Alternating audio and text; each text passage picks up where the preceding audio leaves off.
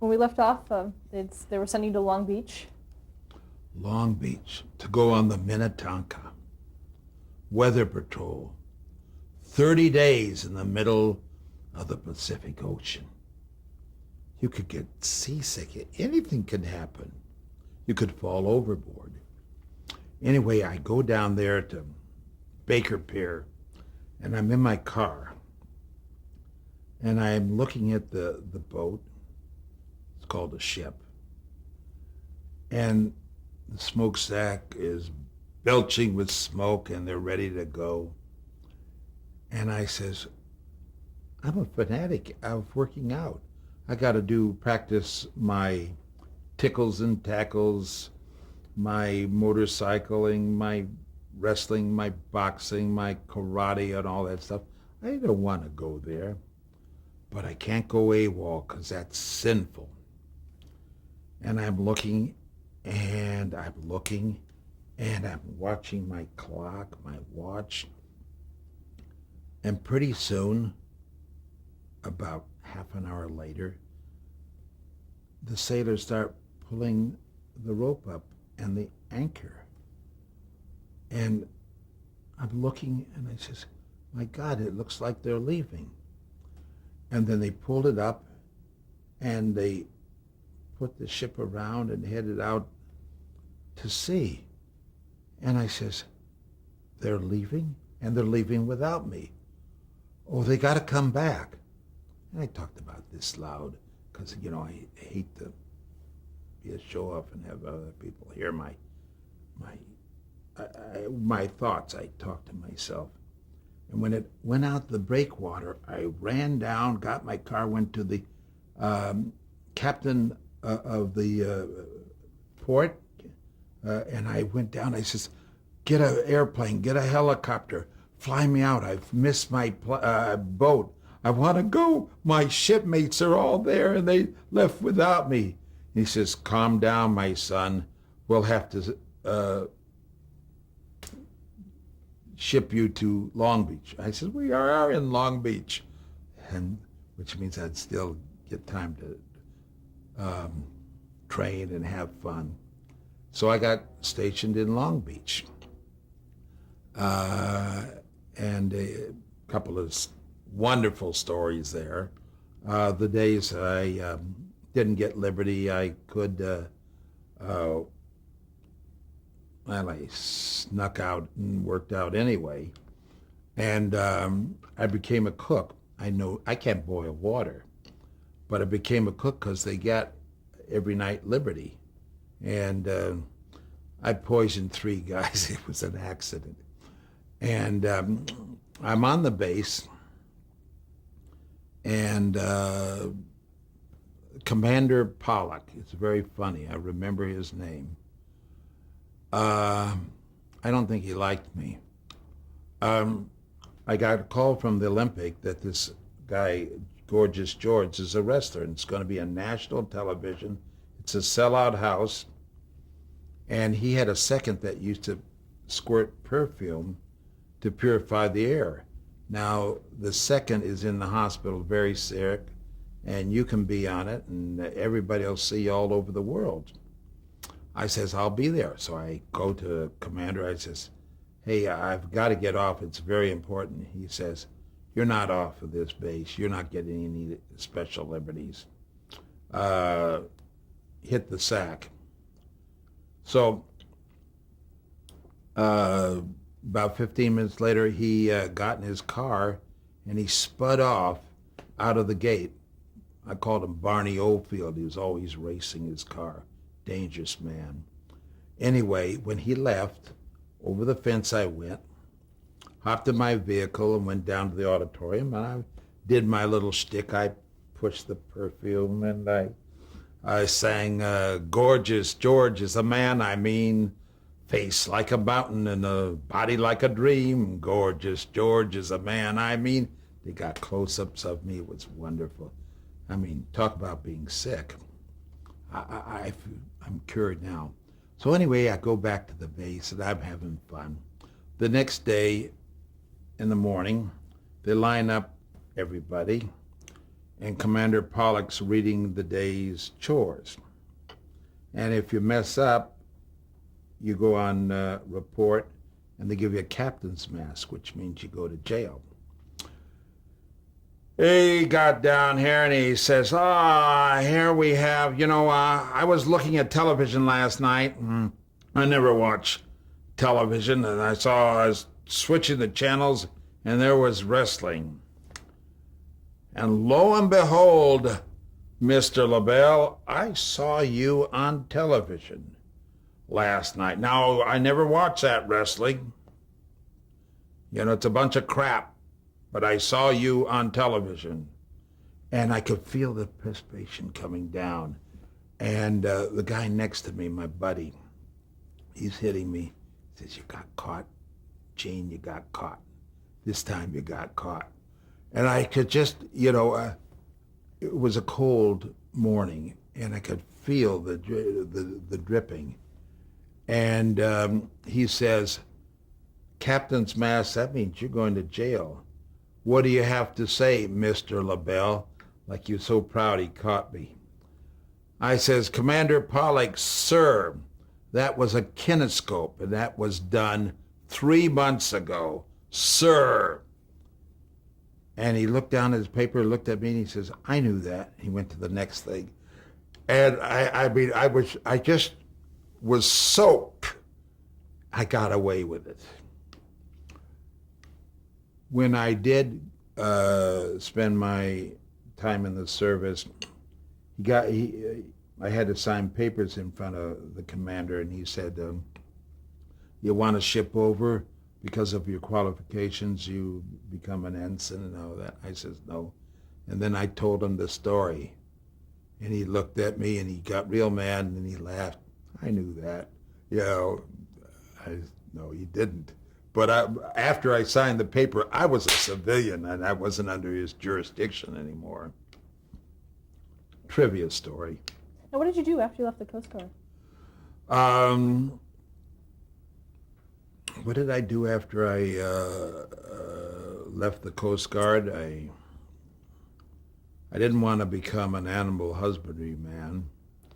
And, I did win the Nationals, and when I won the Nationals, my stepdad ran the boxing and the wrestling at the Olympic. And I always said I wanted to be a wrestler, but it was a tease. I didn't want to be a professional wrestler. And I used to work out with the wrestlers, and I work out with a 300-pound wrestler, or 280 or 340. And when I was 170 pounds, so when I went against a guy that was 2 1/4, there was an amateur, and the pros were a lot better. They were legitimate shooters, good wrestlers. So that helped me with the amateur. Anyway, my stepdad always put me down. That was his M.O. He was a small man, nice guy, I guess. But he always, anytime he could give me a jab, he'd do it. And I'd say, "Well, I want to be a pro wrestler." He says, "I can get any wrestler to beat you." And I said, "You want to put your money where your mouth is?" Maybe I was a little wise now that I think about it. So he bet me $100. He says, "I'll get a guy to wrestle you. He beat you 5 times in 5 minutes. So I says, "You got a bet." And his housekeeper, Toby Tobias, not that it mattered, she says, "I'm a witness." She's from England. "I'm a witness, and I know the bet, and it's for $100. Anyway, he says, "I'm going to get this particular wrestler." Well, he doesn't know that I've been working out with a guy for 2 years, this wrestler that's really good. And when I first started working with him, he used to kick my hindquarters from one end of the mat to the other. 2 years later, I could do the same thing to him. So a week's passed, and then I saw my stepdad, and I said, "When's your wrestler going to come down and wrestle me?" And he says, "Shut up!" And he walked in the other room. Then I found out later that he talked to the wrestler, and the wrestler said, Gene will kick any of these guys' hindquarters. So anyway, I'm working out with the guys, and I'm using the name of LeBell, and he has the name of Eaton. My mother used the name Eaton because she remarried him, and he came down to the Legion, and he saw me working out with these good, great wrestlers, and I'm faring real well with him. And they know me as LeBell, the wrestlers. They don't know that I'm related, maybe for favoritism. And so he started, I didn't see him. He started to come down, and I saw the man that was training me. His name was Vic Christie. And he says, that's Cal Eaton. He can make you a pro wrestler. And I jumped out of the ring. I says, I'm leaving. He says, come back. He's the boss. I didn't come back, and he says, well, later on, you want to be a pro wrestler, you can be a pro wrestler. I'll sign you up. And I says, wow, I can be a pro wrestler. So he's watching me wrestle for an hour, and I didn't know it. So he says, okay, you can be a pro wrestler. We're going to start you now. I says, I can't start now because in 2 months they have the 1955 Nationals. And if I win that, I get to go to Japan and represent the United States. He says, are you kidding? This is money we're talking about. I says, this is my life, So anyway, in the year before, it was at Kezar Pavilion in San Francisco. So it's going to be in Los Angeles. And the biggest auditorium at that time in Los Angeles was the Olympic. So they go to my mother and rent the Olympic auditorium. My stepdad, Cal Eaton, went through the roof. He says, are you kidding? If you run second, you're a has-been, a never was. You got to get the gold. Cancel out. I said, I'm not going to cancel out. I get to go to Japan and represent the United States. So we went round and round, and my mother stuck up for him and said, maybe you ought to do what he says. I said, maybe, when the matches are over with. So a few days before, naturally, I come down with 104 temperature and tonsillitis. I can't talk. And he said, see, now you can't talk. What's going to happen? It was a 2-day tournament. The first day I got lucky, and the next day I went to the finals, and I couldn't breathe. I couldn't talk. I couldn't do anything. We had to weigh in again. I was heavyweight. I didn't know why I had to weigh in. It was only 160, And all these guys were all cut up from the mats and everything and hurting, and I was too. And they got on the scale, and that guy says, I don't know if I can continue. My neck, my knee, and I've got Matt Burns. And I went out there, and I says, I feel great. I lied. And they all said, oh, gee, Gene's in great condition, And meanwhile, one of the people from the Air Force, a trainer, I couldn't eat. And he gave me an orange. And I had no energy. And I peeled the orange and ate the orange, and it gave me a sugar rush, I guess. Anyway, long of the short of it is, there's a lot of ups and downs, but I won the second day. I won the Nationals again. I won the overall again. And I get to go to Japan. And that's the story where I wrestle in judo with a pink gi. And that time was before washing machines. Probably they had them, but only the rich had them. And the women there used to wash your wrestling gear and your judo suits. And so mine came back pink. And so in one of the tournaments, the next day it said in the Mainichi newspapers, daikon winds, which is a white or pink radish. And I thought, well, they're talking about I had bushy red hair then a lot of years ago. And they're talking about my red hair. No, they were talking about my uniform, my wrestling gear. And guys started teasing me about it. And, you want to work out hard with a guy, but you don't. You got to have a reason. And so when I wore this, they'd make a joke, and they used to call me a sadistic. You didn't get the other because I mumbled. And so I got a chance to work over these guys.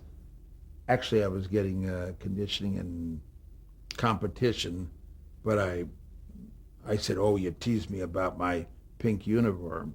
Now, 50 years later, I teach a class, a friend of mine, Armenian-Russian kid named Gokar Chavichin, and I have this school in Hollywood, California. And when I teach, I still have a pink gi that I wear. And people say, why do you wear that pink gi? Because I can. What attracted you to judo to start with?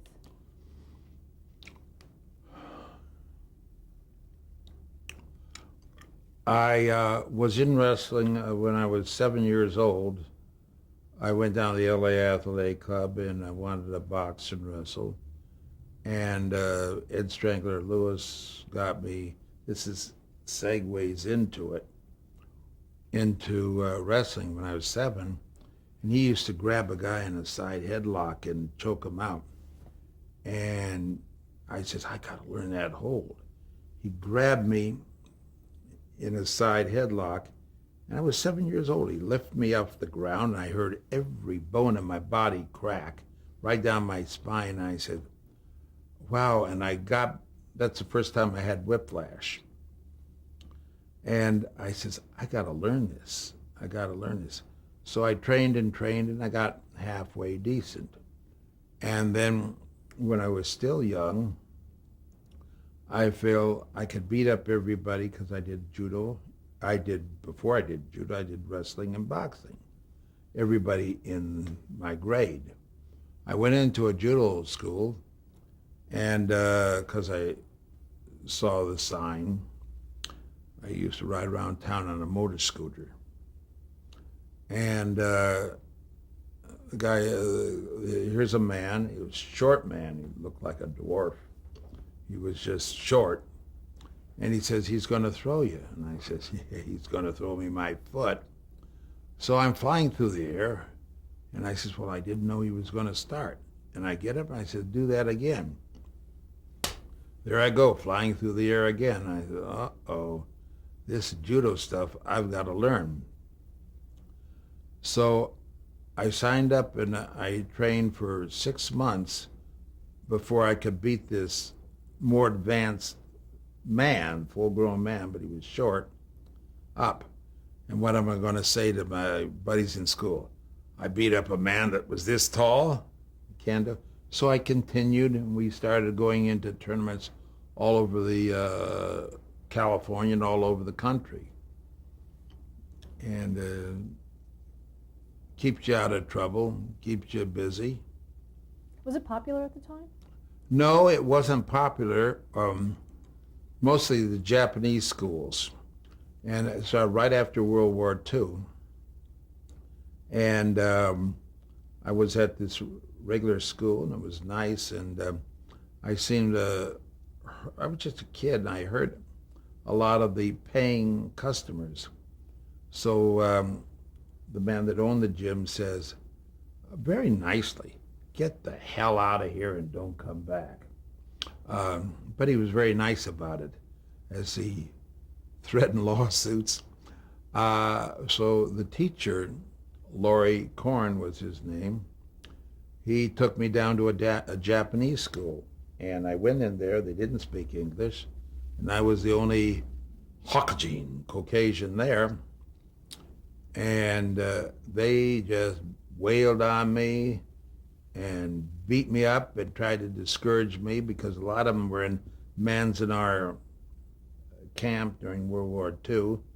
And then eventually I won them over by being able to beat them up and becoming family to them. And so in 55, I won different tournaments like city and state tournaments representing what's called Hollywood Dojo. Not that means dojo in Japanese means gymnasium or school of practice or home school. And when I went in the 55 Nationals, I represented them. And I got different trips to Japan and represented the Hollywood Dojo and the United States. It's not as good as a residual check. Now you got to explain what a residual check is. Now, did you compete on television in judo? Yes. So long ago it was on black and white. Mostly it was before television. What they used to run film on it and then show it. Do you remember the first time that you saw television? Yes. The first time I saw television, my stepdad and stepmom were going to the Coliseum. And they had a television, little thing like this with a big bubble on it. And it was a football game. And so when they left, I snuck in. Not that they wouldn't let me come in anyway. And I watched the football game on television. And I don't remember what year it was, but it was supposedly the first game in the Los Angeles area. And they kept on losing the football. I guess they only had a couple of cameras going. Now at the game, what do they have, 30 cameras going from all different angles to talk to the coaches and from end zone to end zone, and it's a major production now. In fact, I guess is there a show that draws more than the Super Bowl as far as fans? I know the Academy Awards was second, but they dropped down last year because I guess they were at war and people were looking at the news at that time. When you first saw television, what did you think of it? I wanted to buy stock in it. It's interesting. I'm a television fan. It's wonderful. The world is wonderful. Life is wonderful. It's nice to go and there's an event that happens. You turn on the television and there it's at.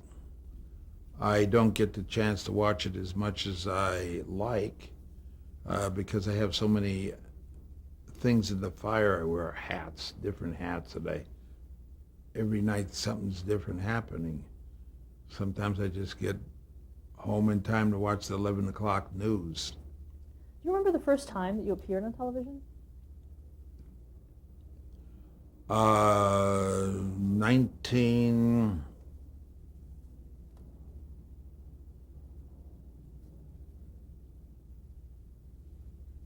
You mean this first TV show or the first time I was on television? The first time you remember being on television, that you were aware that you were on television. From the Olympic, when I was a kid, I was interviewed at the wrestling and the boxing matches.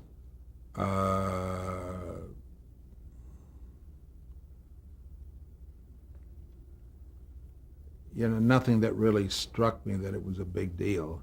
Were you aware of what was going on behind the scenes at the Olympic when they would televise something? Yeah, this is very interesting.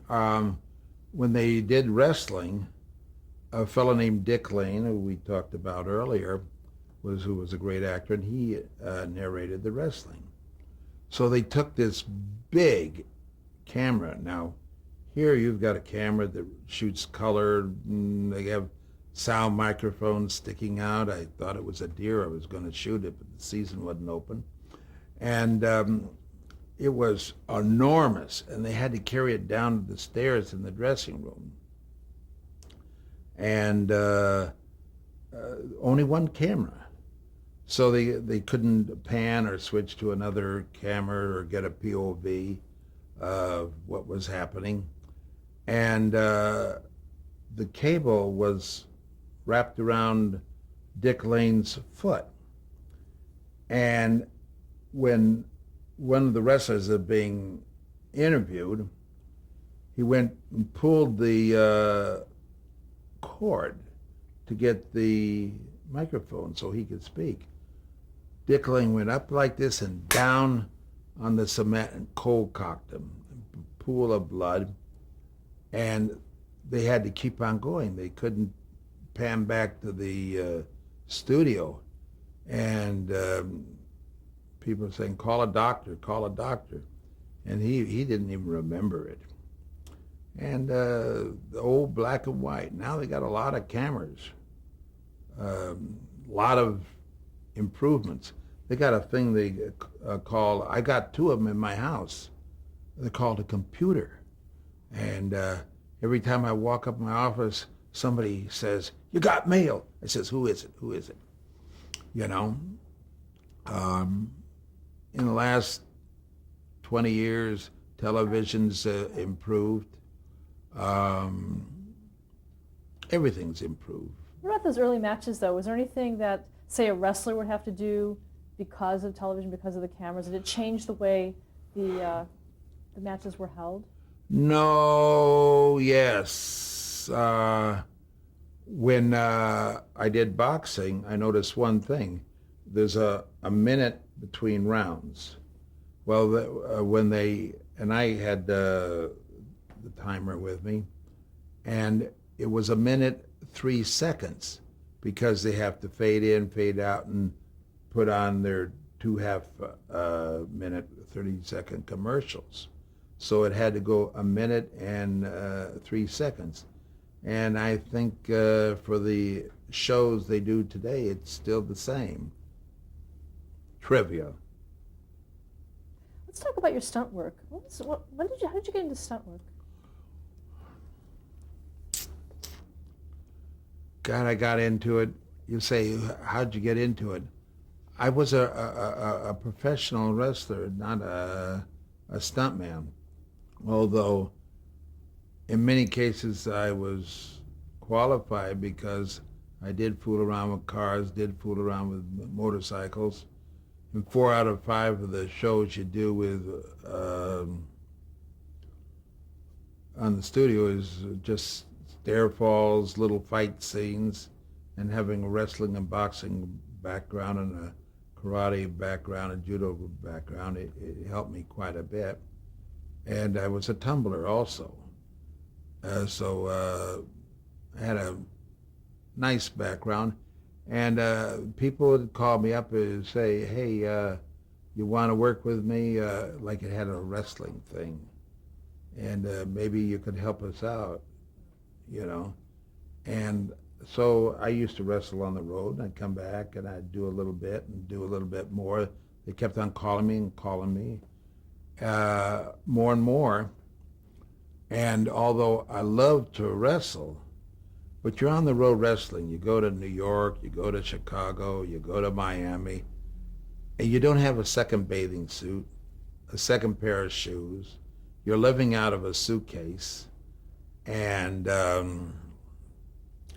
at home, like the man came in here today and I says, what color shirt do you want me to wear? I live here, you know. I got 100 shirts. And on this, you could tell what I had for breakfast. Bacon, eggs, and a little bit of jam. Not much because I'm on a diet. Actually, let's stop here to change the tape.